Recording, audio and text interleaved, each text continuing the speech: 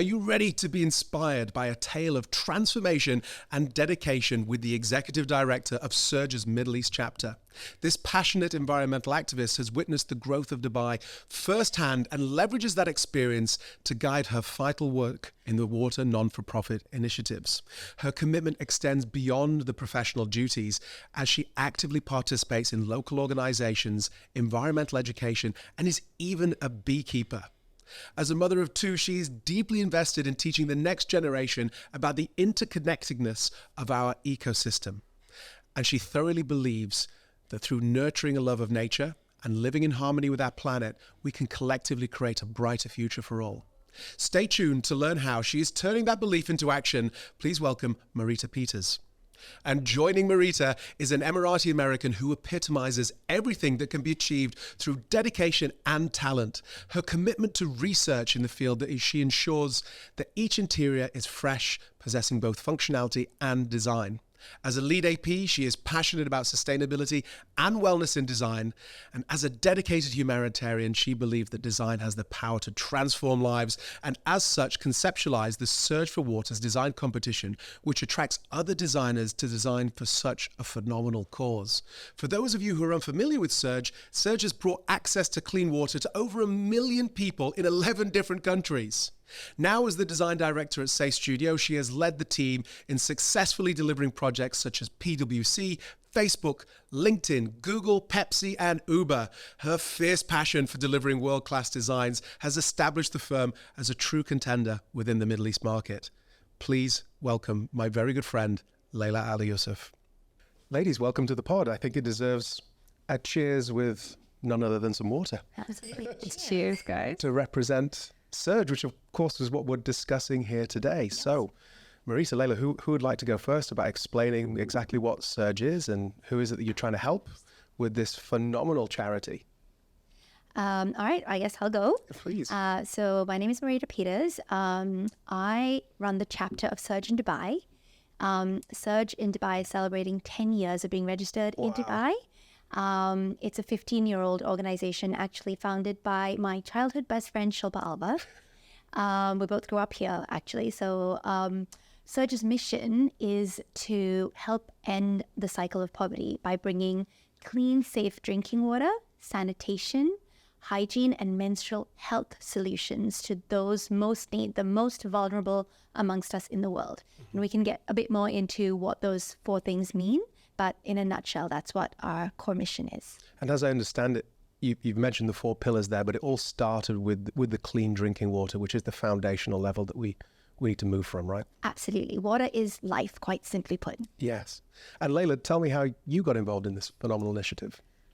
So Marita and I had been friends already for a little while, and Marita's sister had actually emailed me. At the time, I think I was maybe just a junior over at Perkins & Will. And it was about basically Surge was wanting to launch, and they wanted to do a launch event and had asked me to be a part of the host committee. So I received an email just talking about what Surge is.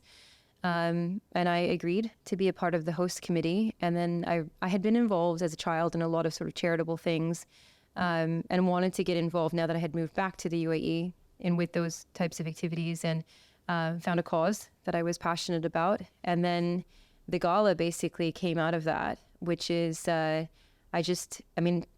told the story before, but it's embarrassing every single time I tell it. Please. It's just we love it on the pod. I know. Sorry. I was in the shower one day and just kept thinking about how we go to all of these events in our industry, and there's quite a lot of money that is being spent hosting people.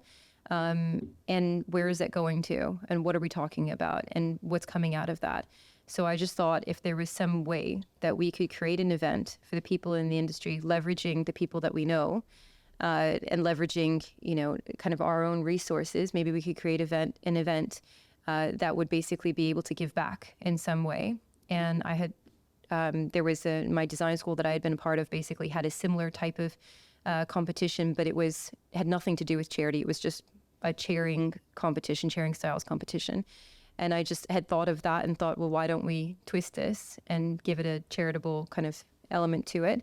And then I had asked Marita if we could meet for a coffee, and this was Moore Cafe in Golden Diamond Park a million years ago. And I thought she would think I was absolutely insane. But I thought, whatever, I'll just tell her anyway what my idea was. And then she went back to the board and spoke to them about it, and they loved it. And at first it was just going to be a one-time event. That's what we thought. But it ended up being so successful that here we are 10 years later. Wow. Yeah. And is it always in December? It's always in December. Okay, and I believe there's one coming up again. Yes, And if, December 7th. that's right, December Actually, 7th. actually, exactly a month from today. A month from today. Yeah. Phenomenal. Yeah. Okay. And I think it's important to note that even though it's a yearly event, it's not a yearly opportunity to sponsor. So for me, in my mind, I kind of got the soundbite that it's not just for Christmas. Sponsoring Surge is a whole year-round event. So anyone that is interested in contributing to this wonderful charity, please don't just wait for the 7th of December. Please feel free to contribute throughout the year, because it really means a lot to so many people, which brings me on to my next point. Please tell me about the impact that you've had. And if we could start from that foundational pillar of water and then move to sanitation and cleanliness, and then some of the women's issues that you've been contributing to as well. Yes, absolutely. So, as we said before, water is life. So the reason that Shilpa many years ago, when she was contemplating how to make an impact, how to make a difference in this world, when she did the research, she found out that it is lack of access to safe drinking water that is actually the fundamental cause of loss of human life on this planet. Wow. When you add up all the numbers of loss of life from natural disasters, wars, famine, drought, anything, it still does not equal the number. It's astronomical of what we lose from just not having access to something as simple as clean drinking water. And Basic human right. basic human right, whichever angle you look at it, it brings dignity. It should be something, it's a God-given right. And we're sitting in a world today in 2023 where we're talking about AI and reaching Mars, and it's just, that disparity that there's still more than 2 billion people on the planet currently that don't have access to water. And then when you go a little further and you dig, you find out that once you get involved in providing safe access to safe water, you cannot solve for the global water crisis without looking at sanitation issues. The two go hand in hand. Because if you think about now more rural situations, not the way we have. Downstreaming. Absolutely, because the source of water is where everything happens. It's the same source of water that you pick the water that you're going to use for your shower, that you're going to cook with. And often in rural villages, people are washing their clothes at the same water source. The cows are grazing and drinking out of the same source. And because if you don't have sanitation facilities, so there's no flushable toilets, we're talking about digging a hole in the ground in what we, is referred to as open defecation. When the monsoon season hits, all of that waste is going to run and contaminate the water stream. And then you have really big problems when people get sick. So you cannot solve for the global water crisis and bring drinking water, safe drinking water to people without building toilets at the same time.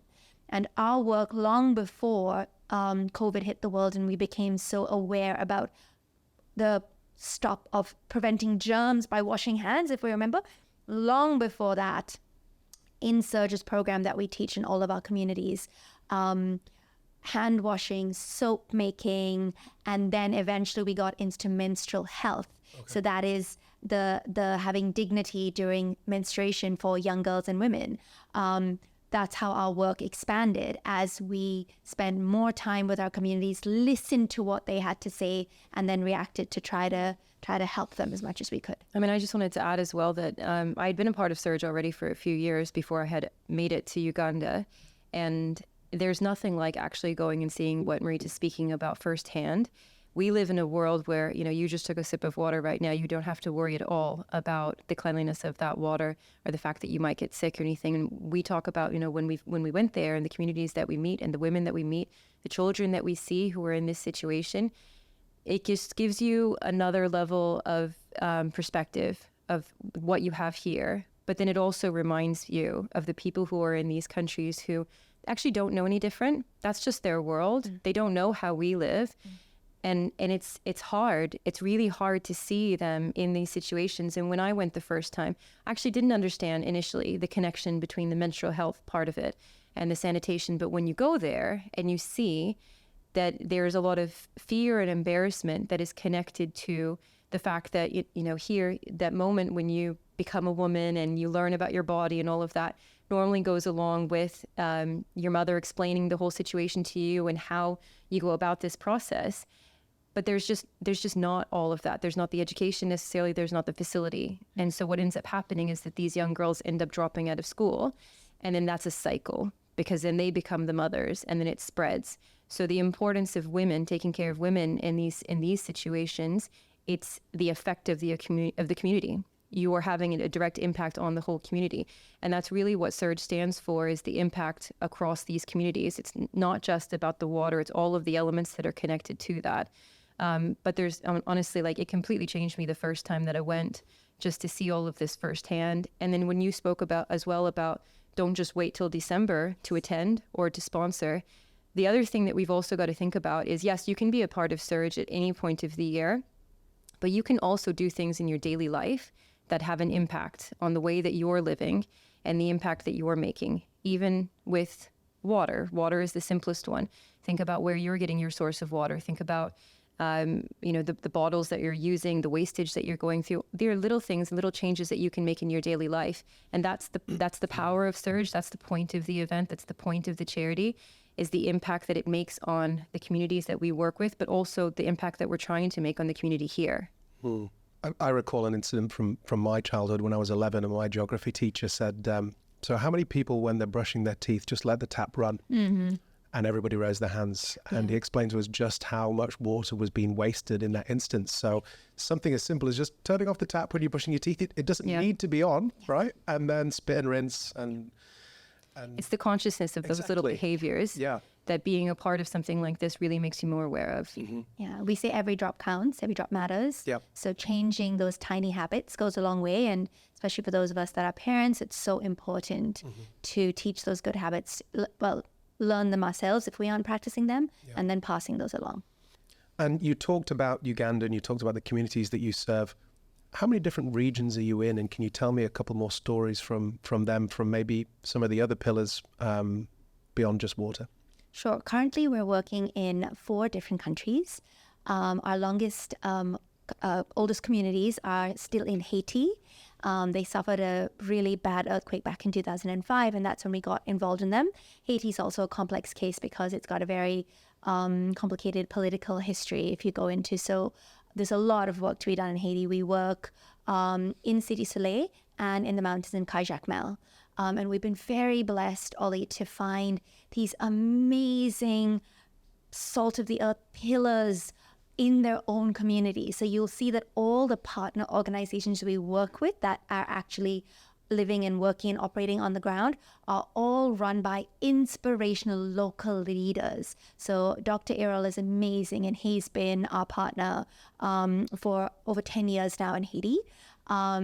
And then we've been working in the Philippines, in the Mindanao province, so up in the mountains of Mindanao. So there's very remote and rural communities. And being mountainous tribes, they have to travel long distances to fetch the water. But then after that, if they're drinking unsafe water. So our partner Clean Water Philippines there, led by Camille, a wonderful native of the land. What they do is they produce biosand filtration systems. So in the Philippines, our work is all to do with bringing people the filtration element for the water. And then, of course, our biggest work is in Uganda. So Laila already shared a little bit about that. We have a powerhouse of a lady named Florence Ringe, Mama Florence, as her people call her. Yeah. And she chose to leave the city and to move back to her childhood home of Cabramaido, now 2 districts, Cabramaido and Kalaki, of over 230,000 people. And there are no other humanitarian or any other sort of aid organizations that work there. So Florence is a real champion, doing things outside even the water remit, but through Florence, Surge works on the water, sanitation, hygiene, and menstrual health issues. So about 60% of our global work is in Uganda because it's a really big population in that particular 2 districts. And our most recent work is in Indonesia. Wow. We work in a remote island called Sumba. And then we also do some work in Bali. So there, again, it's a little bit about understanding the geographical location, the natural seasons. So we actually build rainwater harvest tanks in Indonesia, these beautiful tanks, and they're very well engineered because the local that we work with, his name is Chakra, and he is a permaculture expert and a very skilled engineer. Because we're used to living in Dubai, engineers that build all these fancy buildings, but almost with a blank check, with all the steel and all the cement and all the fanciest technology you can think of. But what would it look like if you had bamboo and clay and all natural materials to work with? And then how do you understand the nature cycle within your community, and how do you speak to that? So we've been very blessed to work with all of these amazing individuals. Sounds like it. Delivering different solutions that suit the country and suit the community. Part of my ignorance, but is it safe to drink like rainwater, or is there a filtration process that goes after that as well? There's normally a filtration process for everything. Wow. So I spoke about biosand filtration in the Philippines, but we have clay filters that we work with in Uganda and in Haiti. And I'm not sure what filtration process. It's probably clay filters as well in Indonesia. But from Surge's side, we work on access, purification. We work as well then with the education systems. There's a program called WASH, Water Access, Sanitation and Hygiene, which the UN mandates all water organizations to run in the communities, right? So it's like the hardware and the software. So we have a wonderful WASH program that Laila and I have participated in many times. And we make sure that everything we do is interactive so the message really gets delivered well. And so we build hand washing stations as well, soap making classes, and then for menstrual health, we have a beautiful menstrual health program called Break the Barriers, within which the girls not only learn about the whole menstrual cycle, but of course we also sew cloth pads together at the end of it. Using resources that are available within the community. And another thing that's important that Marita brought up, she referenced the partners that we have. So the work that Surge does within these communities is not separate or disassociated from any of them. We work with the people who are from the community, who know inside out everyone else who lives in that community, knows where the need is. They know, we have then guarantee of where the sources of funds are going. There are reports that are presented that validate and check all of these things.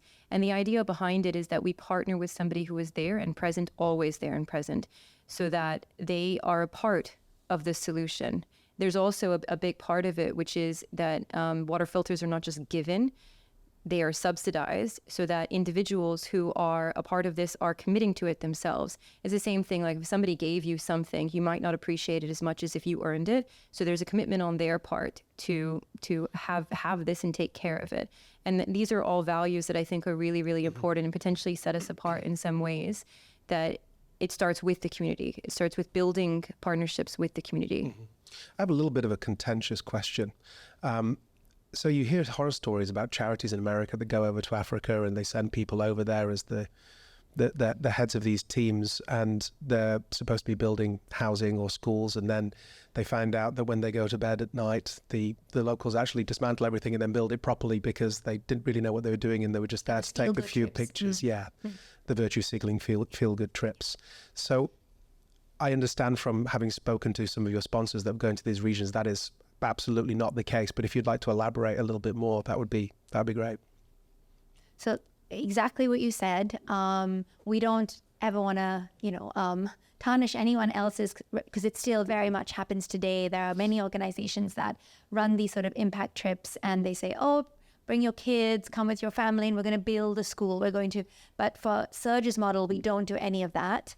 We bring people, and we don't open it up to the population at large. So the people who have come with us are people who have come on the journey, who have been a part of the Surge family in some way, shape, or form. As you mentioned, many of them have been sponsors for a long time. So they're actually coming to see the work that has been done with the funds that they have been sending. They're coming to hear the stories from the people of the land firsthand. They're coming to interact with their communities. And honestly, everyone is so excited to meet them, but when we go and we lay the bricks and we dig the trench, we're really just doing that for ourselves, aren't we? We're really just doing so that we feel like we've made a difference. We've broken our back, broken a sweat. But as you said, either we're not doing it right and overnight they have to come behind us and actually complete or redo the work, or you're taking locals' jobs away. So Shilpa, our fearless leader, has just been, in my humble opinion, very much, when we've been in the development space, really forward thinking. And sometimes we've done things and they haven't been ideal, as we've learned in this last 15 years.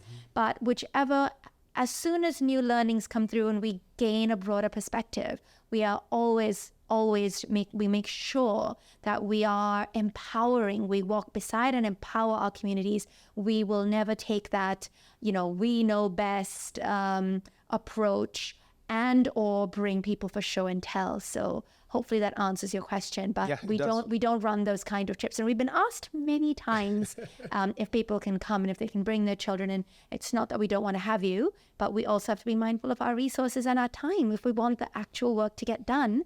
And the integrity of the charity, right? Absolutely, 100%, Ollie. So I'm glad you brought that up. Cool. And just to kind of mention the sponsors, I think there's a number of sponsors that have been with you guys since the beginning, and I think it's worth noting who those are. Maybe not the ones that just delve in and out every now and again, but the ones that are really long-standing. Who are those in the market? Oh, gosh, we've had quite a lot. Let's see, Consort has been one that's been with us for a number of years. I'm trying to just go through... Okay, the ones that we've got, I'm thinking of this year's now because you've asked me now, so trying to draw 10 years worth of information. This year we have Lightlink as well. For a number of years, we've had Aculite, who's been very, very, and they actually had gone, both of them have actually gone on a trip to Uganda, and that's what Marita's referencing about taking people across who have already demonstrated a commitment to us and wanting to partner with us, and so showing them and validating to them what the work is basically in those countries. Kandil? Gosh, yeah, Kandil have been sponsored for a number of years. I wish I had my sorry list. to put you on a spot. That's all right. I mean, we have had a variety of really wonderful ones over the years. And I think the thing that is, also important to point out is, yes, they're all part of the interiors community, but they're across all different sectors and segments of it. So it's a variety of different people. And some people, are quite very active. Yes. And actually some people want to stand behind a little bit and just want to see, how they can support. Who else? I'm thinking now by category, so I'm thinking carpets. So I'm saying Milliken have been a part of it for a long time. Interface. Yeah, Interface over the years have been a part of it. Sadis has been a good sponsor over the last few years as well. Yep. We've had Herman Miller in the past, yeah. And coming to the bathroom fittings, Roca has been a really strong supporter of ours for the last few years. And Altair Stocks has been there from day one in some way, shape, or form. The Total Office and Seekers Furnishing. Mm-hmm. Yeah, absolutely. Who else have we had? We've had, as people who've been with us virtually every year, and then we've had people who've joined us. People who've gone and come back. Exactly. Hayworth, for example, Yes. has been is a really big sponsor this year as well, and they've participated on and off over the years too. Absolutely. MVP Tech was somebody who isn't directly in the industry. They're in AI and security systems. But really, Horton is sponsoring this year as well, of course. Absolutely. As well as doing this podcast, by the way. Doing this podcast. Yeah. I guess the message behind this question to me would be anyone can get behind the work, because I always say to people, it does seem like an industry event because, of course, Laila and I worked, Laila still does, I worked in the industry. So when we had the conversation 10 years ago, when something is brand new, the people that come to support you are your family, friends, and your colleagues. And it's been amazing. But the mission, what we're trying to do, bring clean, safe drinking water and sanitation to those most in need. Anyone can be a sponsor, a bank or a Siemens or a Google. Absolutely anyone can get behind the cause. Yes. But we are blessed to be a part of this industry and have people show up for us year on year in different ways, shapes, and forms. We have wonderful in-kind sponsors, people who do our AV and our MCs and our DJs and, basically come out and do all of this. And that is another huge way that people who give their time, their creativity, or materials they already own, they lend us materials. Those are other ways to all be part of the mission and part of the event. Wonderful. And to continue on that involvement piece, you've mentioned Shilpa, obviously Marita, Laila. You're all ladies, so it is lady-led, but it's not exclusively ladies that are a part of Surge, right? No. So men are welcome. Yes. I know that because I'm going to be participating in MCing this year. I'm going to be the first male MC I think, in 10 years. Yes. I'm quite good about that. That's Still gonna to be come in a interesting. dress, though. Yeah. I'm going to be wearing something sparkly, that's for sure. You wouldn't want anything less. Yeah, might let the hair down as well. See how we go. But yeah, just for the gentlemen that are listening to the pod right now, if you could let them know like how they can get involved as well, beyond just sponsorship, but any initiatives. Well, speaking of which, we have been, that's a great segue into the fact that we've been chosen as one of the official charities of the Dubai Marathon this year. Yes, it's happening on the 7th of January. So this is a wonderful opportunity to do things outside of just the gala.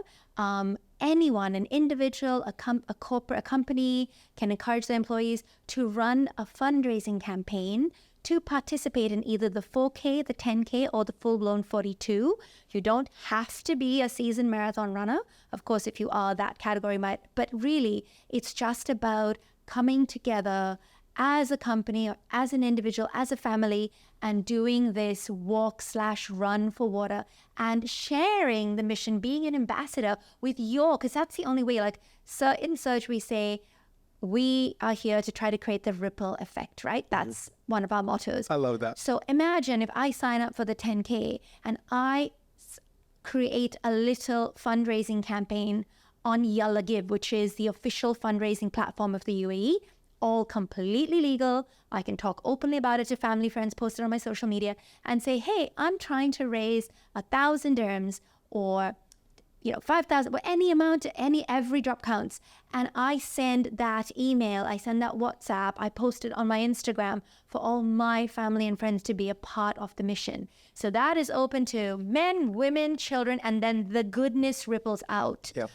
So it's not about one company coming in and giving us, 100,000 dirhams. What if 1,000 people gave us 100 dirhams? So we really want to be able to encourage people to be a part of our work in that way. Okay. And I think doing a walk for water is particularly symbolic because one of the biggest challenges when you don't have access to water is the long walk for water. So when you are walking and or running in that particular event, you can really channel what it's like for the women, children, and the men in the communities. They lose time going to school for the children. They lose time farming and earning an income. And that is just so much harder when you have to walk anywhere from 2 to 6 kilometers. And may I share with you that the typical jerry can that is used in our villages, say in Uganda, is 20 liters, so 20 kilos. So think about what it's like to hold 20 or 40 kilos in both your hands. And walk back the 6, and 7. There's only very few people who are lucky enough to own a bicycle.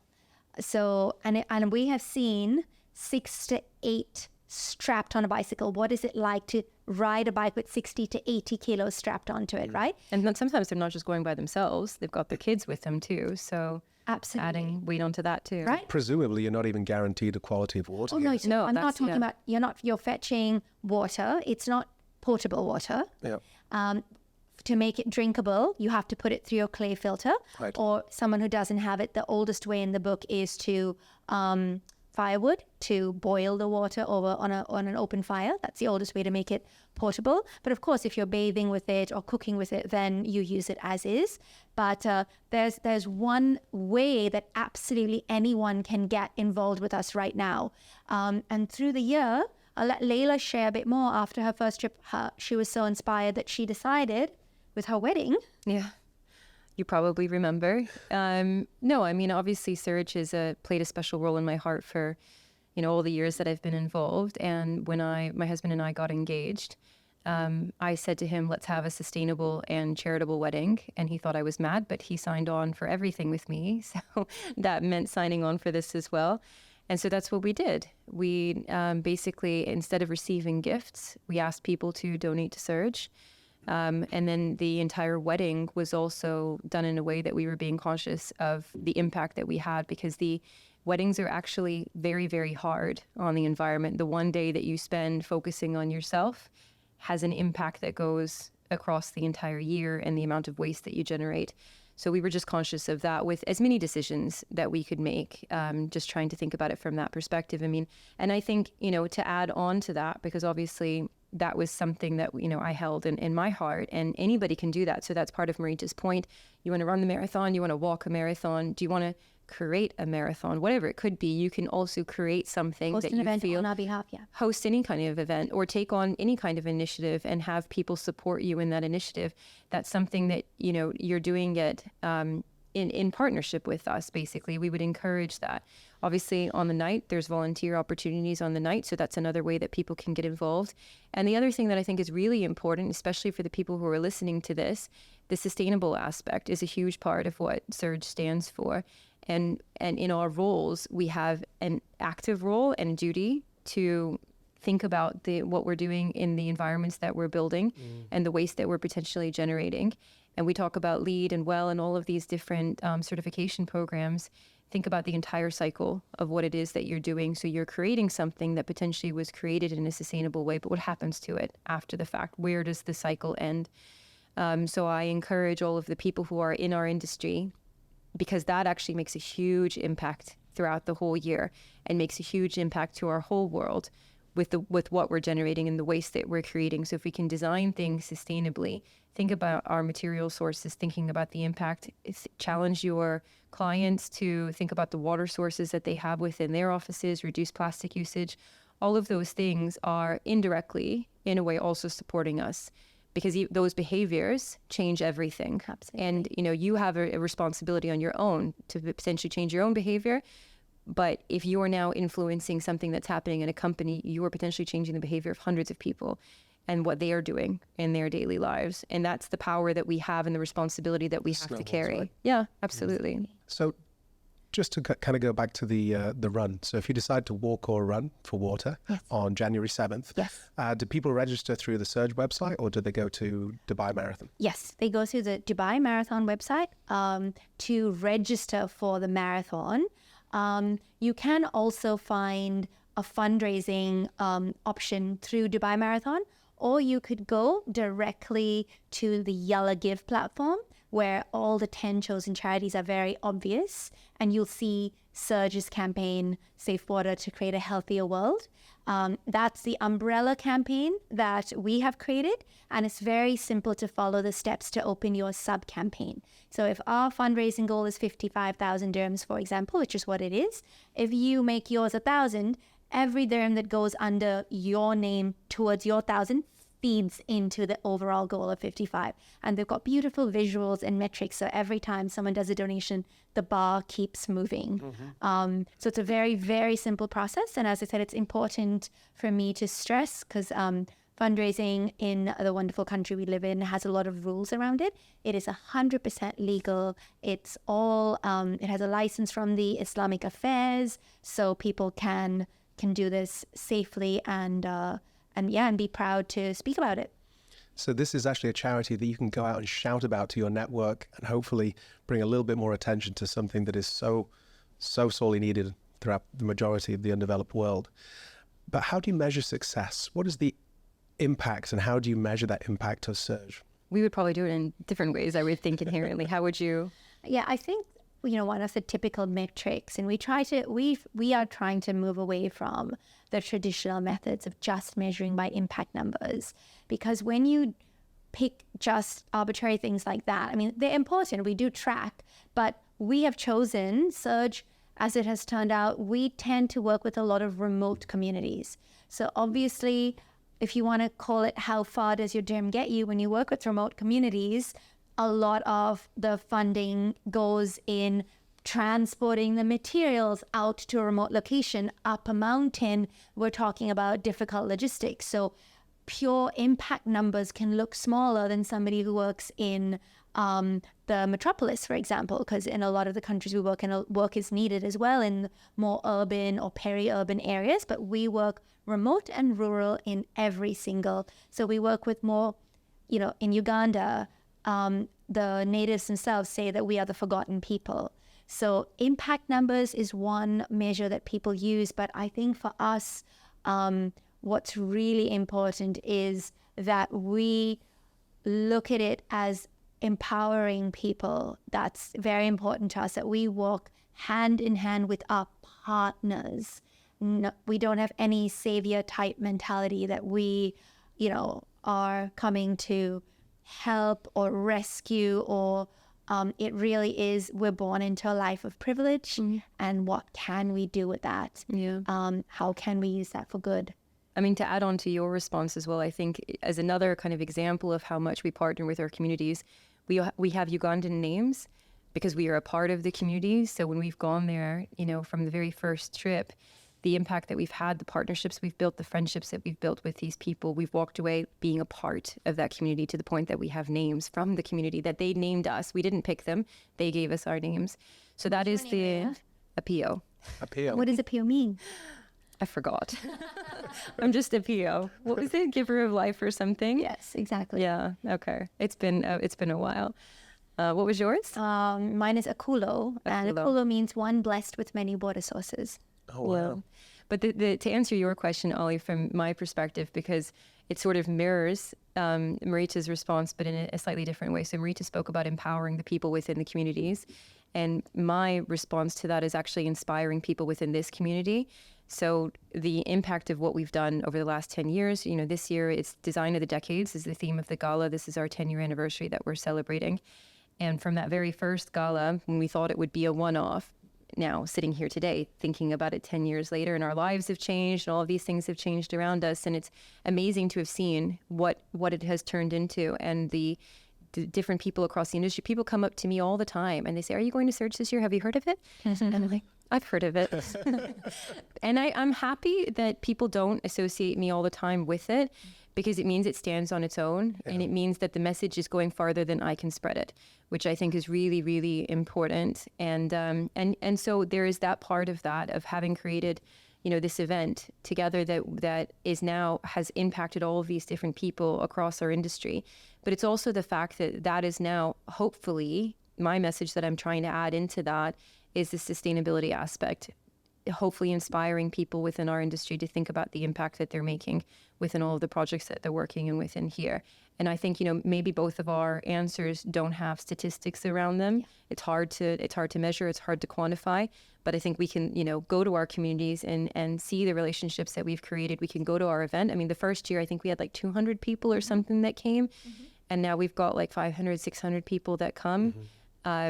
And that's like, it makes me want to cry every single year that I stand in this room and I think, oh my God, I don't even know all these people.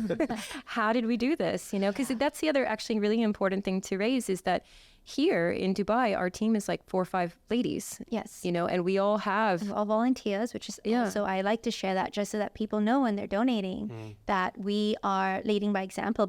We've all been volunteers in Dubai from day one. So we are giving absolutely everything we can from our side to the cause. So when all of that money is going to the work. Yeah. And we have 9 to 5s, and some of us are mothers. And so, we have... You have a 9 to 5.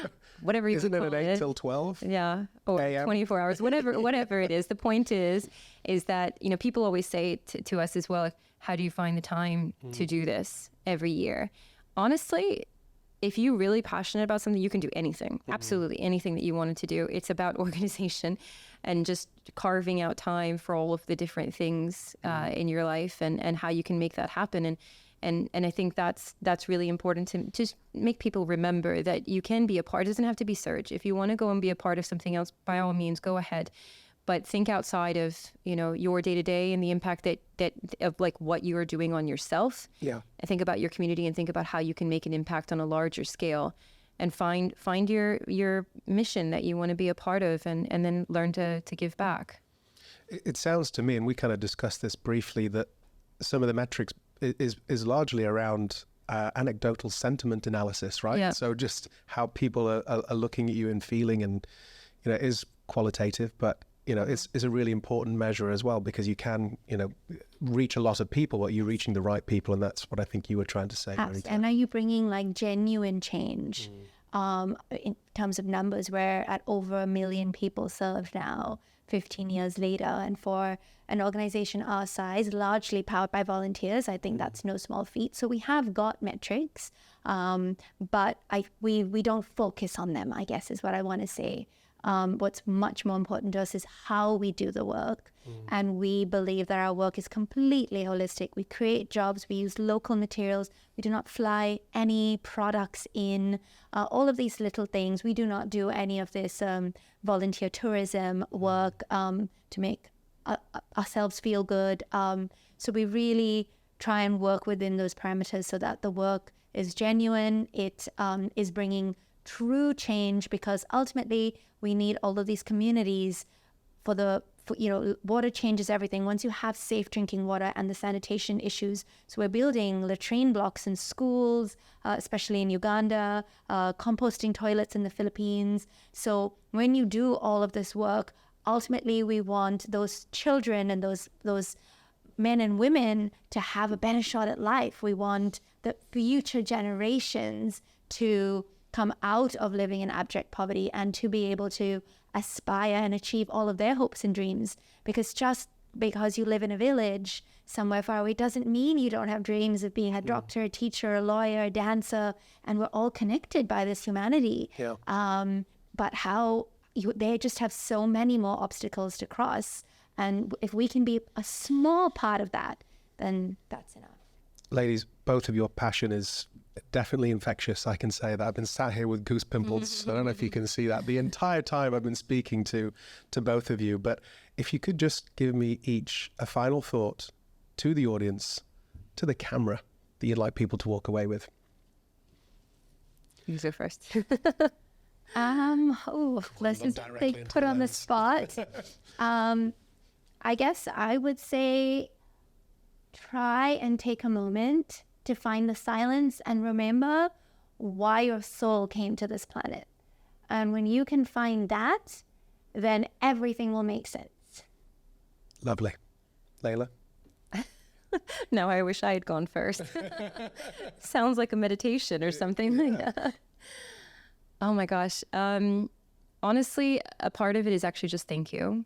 Thank you for being a part of this journey with us for 10 years, for all the people who, you know, answered the phone and answered the emails when we sent them out in those first few years and bought into the idea of what we were trying to achieve. Honestly, really appreciate it. We would not be here today if it was not for the partnerships that we've made over the course of these years and with all the different organizations that we've been able to partner with. So I thank everybody who's ever been a sponsor and all the people who hopefully intend to be one. I think all of the people who have also attended the event, and I hope that you can continue to attend.